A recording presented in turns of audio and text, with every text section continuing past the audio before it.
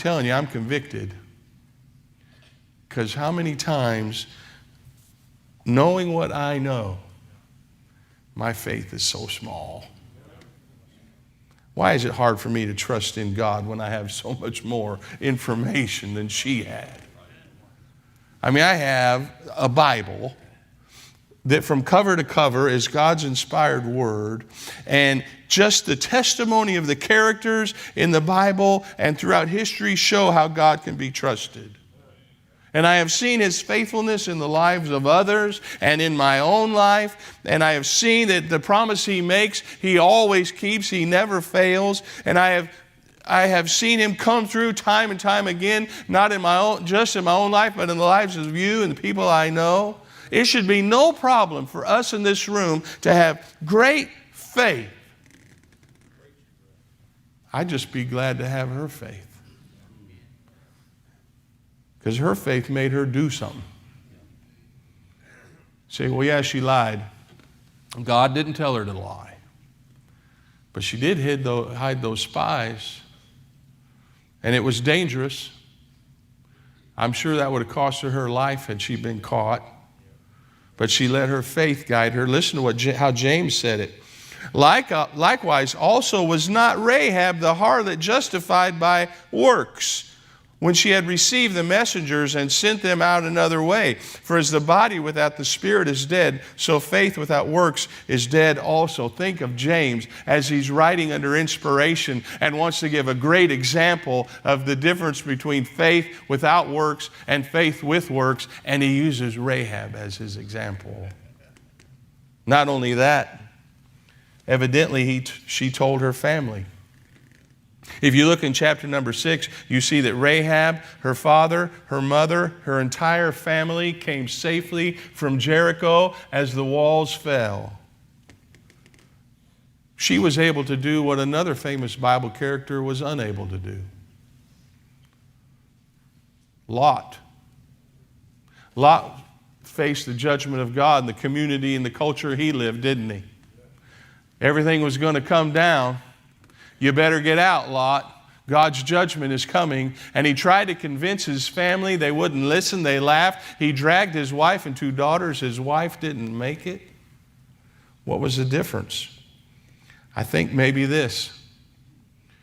As Rahab's family observed her, they saw a difference. As Lot's family observed him, they didn't see a difference. Her faith led her to have a life that was different.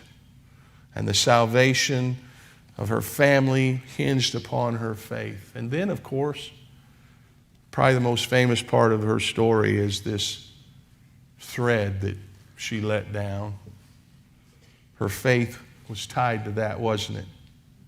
Because all she had was the word of these 2 men that she had just met. And her faith in God that this thread is going to save her family.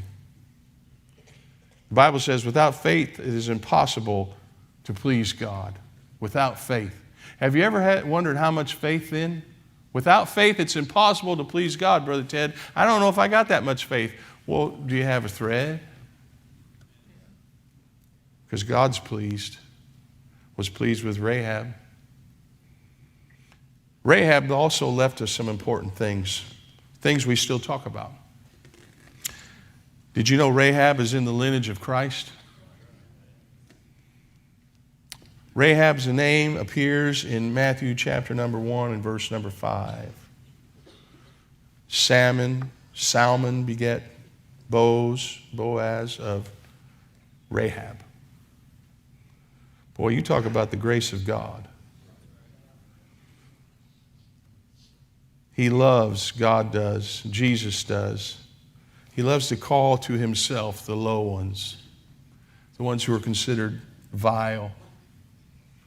In his lineage are listed incestuous Tamar, the harlot Rahab, idolatrous Ruth, adulterous Bathsheba.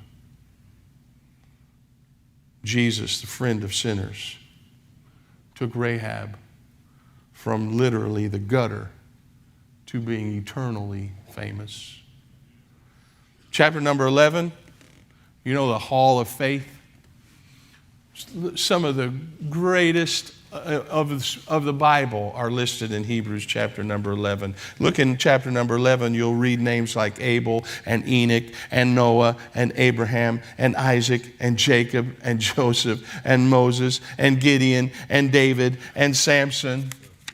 I mean, the biggest names of the Bible are in Hebrews chapter number 11.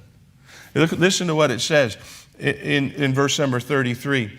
Who through faith subdued kingdoms, wrought righteousness, obtained promises, stopped the mouths of lions, quenched the violence of fire, escaped the edge of the sword, out of weakness were made strong, waxed valiant in fight, turned to flight the armies of the aliens. Women received their dead raised to life again. Others were tortured, not accepting deliverance that they might obtain a better resurrection. Others had trial of cruel mockings and scourging, yea, moreover, of bonds and imprisonment. And among these names and these great deeds of people of the past, two names stand out because two are of women.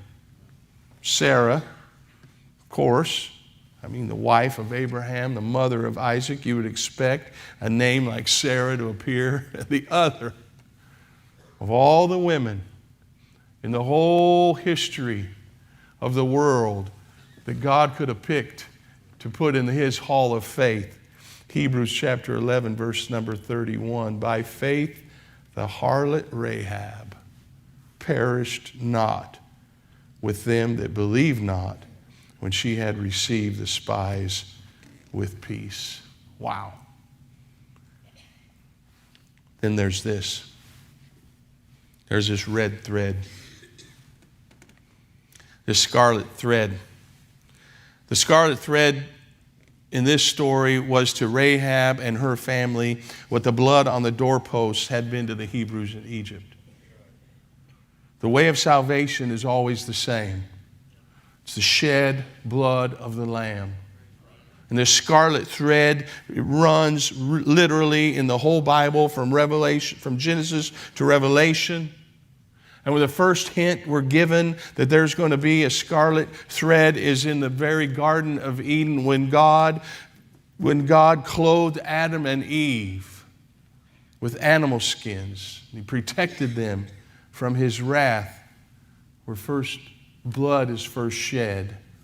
And this scarlet thread can be seen by Abel and the more acceptable offering that he gave to God, because Cain thought that he could come to God in the merit of his own work and his own deeds. And Abel knew the shedding of blood. Without the shedding of blood, there's no remission of sins. The scarlet thread. And everywhere in the Levitical law, the emphasis is on the shedding of blood, and we see the scarlet thread in all those offerings, the major offerings in the feast days and in the Day of Atonement and in the dedication of the temple, and all throughout the Old Testament era, the rivers literally of blood that flowed from the altars of Israel all remind us of that scarlet thread. And finally, we come to Calvary. And we understand the significance of all of it. Because we see Jesus and he takes the cup, the Bible says, and this is the new covenant in my blood. For as much as ye know you were not redeemed with corruptible things as silver and gold from your vain conversation received by tradition from your fathers, but with the precious blood of Christ. And from cover to cover, the Old Testament's saints were saved by faith, looking forward in their sacrifices and offerings to the shed blood of Christ on Calvary's cross. And we're saved by that same faith, looking back at the shed blood of Calvary. No scarlet thread, no salvation. No blood on the doorposts, no salvation. No scarlet thread bound by faith to our hearts, no salvation. What a legacy. What a legacy that Rahab left us. And think of that, we're still talking about her faith to this day. we're still amazed that we can read her name. In the lineage of the very Son of God, her name is there. We're still amazed that we would see her name in his lineage. It's amazing that we would see in Hebrews chapter 11, in this hall of faith and the high honor given to those men whose names are mentioned, and we see in amongst that Rahab. Who can God save? Will he really save anyone who puts their faith and their trust in him? What about those who've really sinned, Brother Ted? What about those, the really bad ones? Yep, even Baptists. He'll save them. And atheists. And good people. And bad people.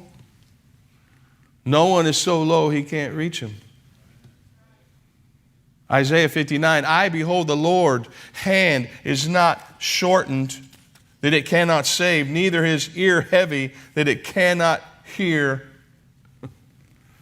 Aren't you glad it's not a person's parentage or pedigree or their past, bad or good, that puts them in a position not just to be saved, but to be used by God, because God can and does use anyone who will act on faith in him. God will even use you if you'll let him. Well, but I don't have much faith. Well, the New Testament talks about faith the size of a grain of mustard seed. The Old Testament talks about a thread. My faith is weak. Well, you can do what Rahab did and take what little faith you have and tie it to him and find that God has yet to let down a single person who trusted in him. And you might be sitting in this room and you might think your sin is so big. It's so big, Brother Ted, that even God can't forgive. Oh, you're so mistaken. In fact, you're the one he can't wait to forgive. But Brother Ted, here's what I've done, and I've messed up so bad that even my name reminds me of it. And people know about it, and they remind me of it, and my past is right in front of my face all the time, and all the bad things I've done. Can I tell you, God, the walls aren't so big that God can't tear them down. But I can't be used like so-and-so because the way I grew up or the things I've done. I can't be used like that person. Boy, if I could only be used like them. You're forgetting about Rahab. You're forgetting about how God used her and then mentioned her twice more in the New Testament. What a testimony that God would take the lowest of the low and then turn around decades, centuries later and talk about her great faith.